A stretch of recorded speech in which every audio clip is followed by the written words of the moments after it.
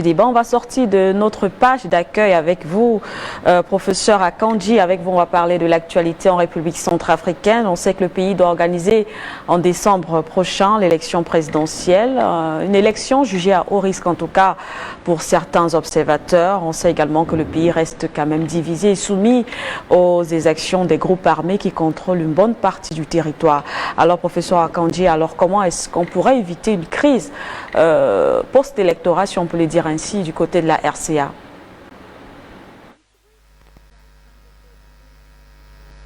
Beaucoup de votre invitation et de la question que vous me posez. Je profite de l'occasion pour saluer mes collègues panélistes. Je salue aussi l'Afrique, je salue Afrique Média, et puis comme c'est la journée de nos mères, je souhaite une bonne fête des mères à toutes nos mères africaines. Alors, vous avez posé tous les éléments de ce qui apparaît aujourd'hui comme un problème en perspective. La question de l'organisation des élections en République centrafricaine, bien sûr, personne ne peut et personne ne devrait souhaiter une nouvelle crise, une crise post-électorale. Nous sommes déjà, malgré 4 ans de retour à l'ordre constitutionnel, malgré la signature d'un accord de paix avec les groupes armés, le pays se trouve déjà, si on rajoute en plus la crise du Covid, dans une situation quasiment explosive.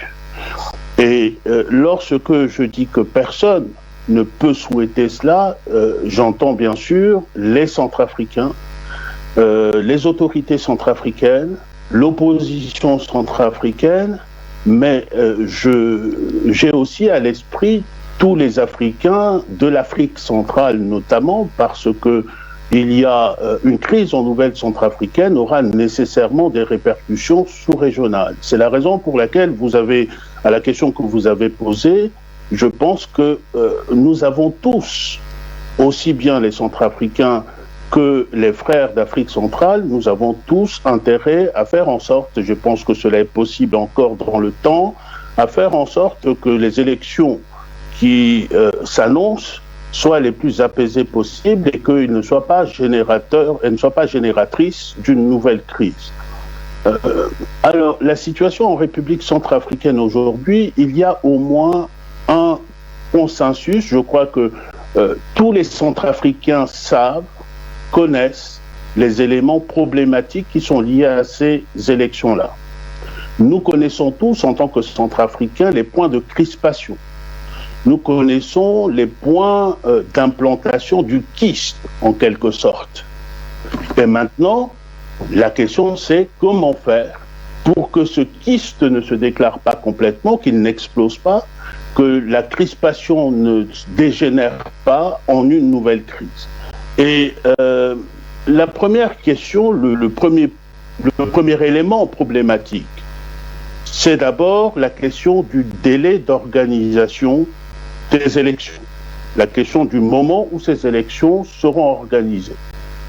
En vertu de la Constitution centrafricaine de 2016, les élections groupées, législatives et présidentielles, devraient être organisées pour le premier tour avant la fin du mois de décembre. C'est à la fin décembre que les élections devaient se tenir si elles se tenaient dans les délais constitutionnels. Mais nous savons tous, je parlais de consensus tout à l'heure, il y a en République centrafricaine aujourd'hui un consensus sur un constat. C'est le constat de l'impossibilité d'organiser ces élections-là. L'impossibilité est d'abord financière. Il n'y a pas, à ce jour, suffisamment d'argent pour financer les élections. Malheureusement, nous sommes entre frères africains, ces élections-là, aucune provision n'avait été faite au plan national pour pouvoir autofinancer ces élections-là. Les 4 budgets de la République centrafricaine qui sont passés n'ont pas vu inscrire une ligne de provision pour l'organisation des élections, ce qui fait que la République centrafricaine, son président de la République, son gouvernement et toutes ses autorités se sont mis à la merci de ce qu'on appelle la communauté internationale en tendant la main pour avoir un financement des élections. Il y a eu quelques éléments de financement qui sont arrivés, mais ces éléments-là sont incomplets. Et vous imaginez bien que si près de l'organisation des élections, avec un budget qui n'est pas bouclé, la chose n'est pas si évidente que cela. Il y a également des problèmes en ce qui concerne la mise en place concrète de l'organisation de ces élections-là. Nous avons une autorité nationale des élections et comme partout ailleurs, pour l'organisation des élections, il faut installer les démembrements de cette autorité nationale des élections sur l'ensemble du territoire. Or, premier problème, nous avons un territoire qui est occupé encore à 80, 85, voire 90% aujourd'hui par les groupes armés, malgré l'accord de paix, l'accord politique dit de paix et de réconciliation, dit l'accord de Khartoum. Donc, les démembrements ne sont pas mis en place. Le recensement des électeurs n'a pas encore été fait et nous entrons dans une période de saison des pluies avec des infrastructures routières en Centrafrique qui sont particulièrement dégradées. On ne voit pas comment ces différents éléments-là peuvent être faits en quelques mois. Nous avons en tout cas, il y a toute une série d'éléments qui font que tous les Centrafricains savent que ceci est impossible aujourd'hui. Il est impossible d'organiser les élections dans le délai constitutionnel. Maintenant, puisque cela est impossible, comment réagir? Comment réagir? Et aujourd'hui, tout le monde admet, enfin plus ou moins, qu'il doit y avoir un glissement du calendrier électoral.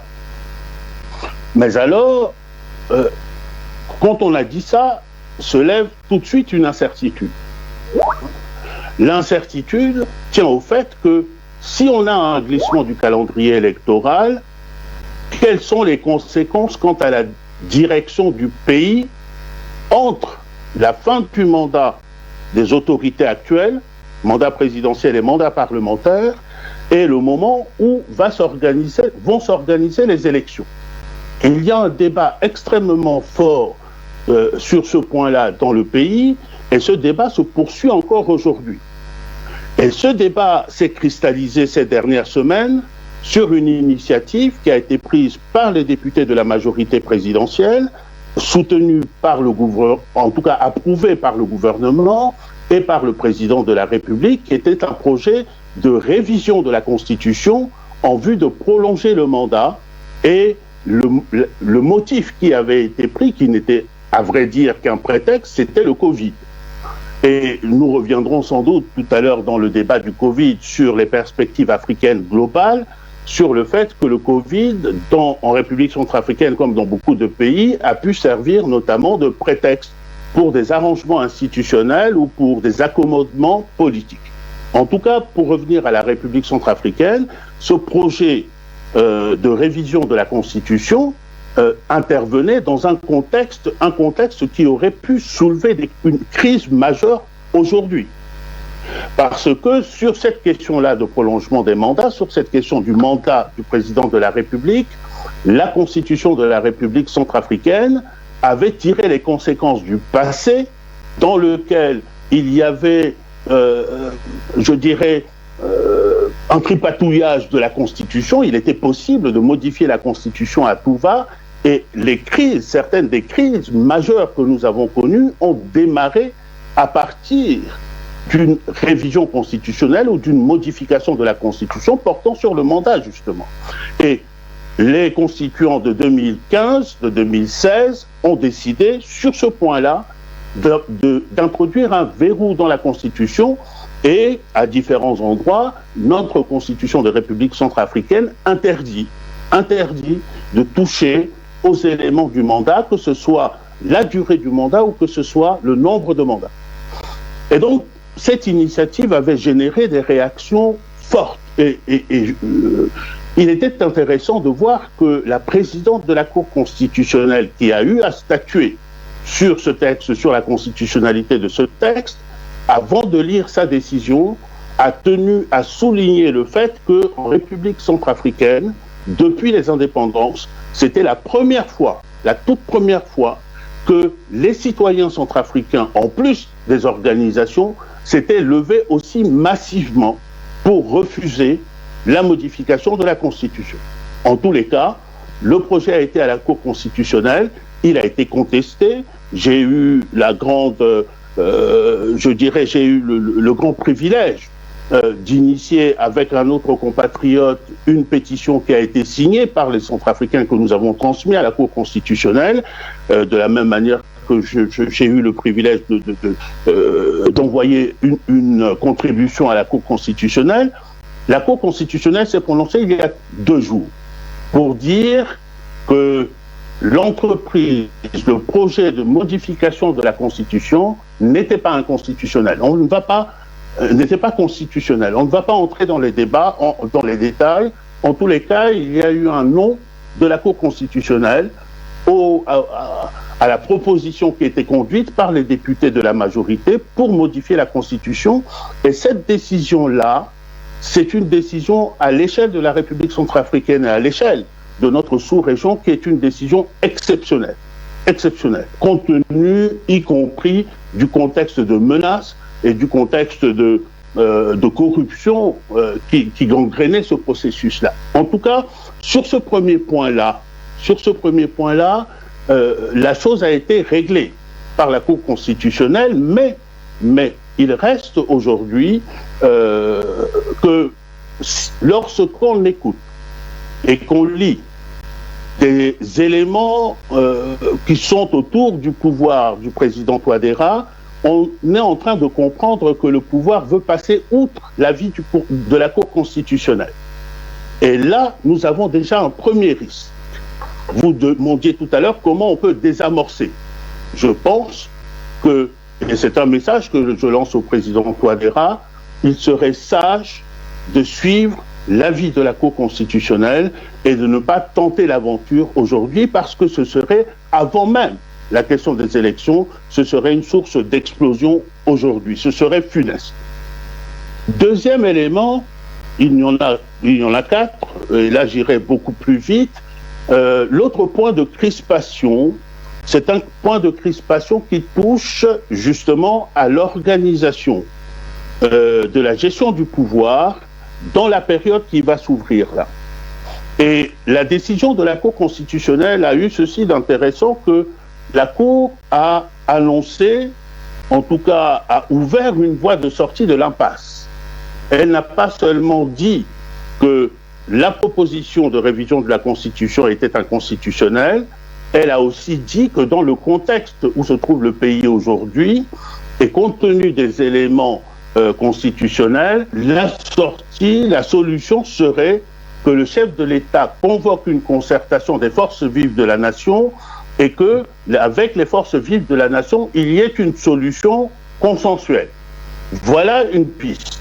Aujourd'hui, nous ne savons pas ce que le chef de l'État entend faire de cette piste-là, puisque la convocation de la concertation suppose au moins 2 choses. D'abord, qu'il soit convoqué par le chef de l'État, et ensuite que tous les acteurs jouent le jeu de la concertation et du consensus, et que les uns n'en profitent pas pour essayer de régler des comptes. En tous les cas, aujourd'hui, nous en sommes au point où nous, Centrafricains, nous sommes en train de nous poser la question de savoir si le chef de l'État acceptera de convoquer ou de se livrer à cette concertation-là. Et nous nous posons la question d'autant plus que dans les 2 semaines qui ont précédé cette émission, nous avons le conseiller spécial du président de la République qui a décidé de faire des lives pour sortir des dossiers des placards. Et ceci concerne tous ceux que le président de la République aura à convoquer. Il y a aujourd'hui une graine de tension qui a été jetée par le pouvoir lui-même face aux acteurs politiques qui doivent aller à la concertation. Et nous, aujourd'hui, nous sommes très vigilants sur ce qui va se passer à propos de ces concertations. Troisième point, l'un des points de crispation également et de kyste, comme je disais tout à l'heure, porte sur le risque de fraude aux élections qui vont arriver. Et cette question-là, c'est une question qui tourne autour de l'autorité nationale des élections et de la nature de cette autorité de l'organisation de cette autorité et des garanties qu'ils peuvent apporter en termes d'indépendance et en termes d'impartialité de cette autorité. Le fait est qu'avant 2016, il y avait une autorité nationale des élections qui était un organe technique. Un organe technique, c'est un organe qui est placé sous l'autorité du gouvernement et sous son commandement. La Constitution est arrivée et la Constitution a prévu que devait être mis en place une autorité nationale des élections en tant qu'institution. En tant qu'institution, et sur ce point-là, en tant qu'institution de la République, et une institution de la République, la différence entre la précédente, l'organe technique et l'institution, réside précisément dans ces deux éléments-là, c'est-à-dire les garanties d'indépendance et les garanties d'impartialité, et ceci n'est pas indifférent dans un contexte comme le contexte de la République centrafricaine. Il faut pouvoir organiser dans la structuration de cette institution-là, il faut pouvoir apporter les éléments de garantie d'indépendance financière ou d'autonomie financière, les éléments d'équilibre des différentes instances pour que tous les acteurs des élections puissent être représentés pour prévenir toute contestation. Or, la position qui est tenue actuellement par nos autorités est une position qui décide, où ils ont décidé de maintenir l'organe technique, mais pas l'institution qui présenterait des garanties d'indépendance et d'impartialité.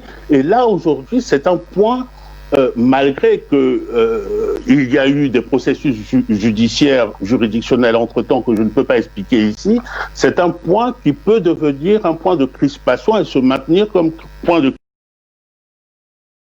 crispation. Et puis enfin, le dernier élément est celui que vous avez vous-même annoncé tout à l'heure. Le pays se trouve dans quel état pour pouvoir organiser des élections? J'ai dit précédemment que même l'autorité nationale des élections, qui bénéficie potentiellement de toute la force de frappe de la MINUSCA, même l'autorité nationale des élections n'a pas pu sillonner tout le pays pour mettre en place ces différents démembrements. Or, le pays est tenu par les chefs des groupes armés, par des mercenaires, et qui ont signé l'accord, qui ont signé un accord qu'ils ne veulent pas appliquer. Et la situation que nous avons aujourd'hui, c'est que ces groupes armés continuent à s'étendre. C'est le cas de l'UPC de Ali Darassa, qui est un mercenaire nigérien, qui se trouve en Centrafrique et qui est actuellement en campagne d'occupation de tout l'est de la République centrafricaine, avec ce que vous imaginez, des massacres à la clé, des viols à la clé, et sans aucune réaction crédible de la part de nos autorités. Professeur Akandji, on a largement dépassé le temps qui est imparti à notre sujet d'accueil. On va prendre une petite transition, on revient pour l'ouverture du débat.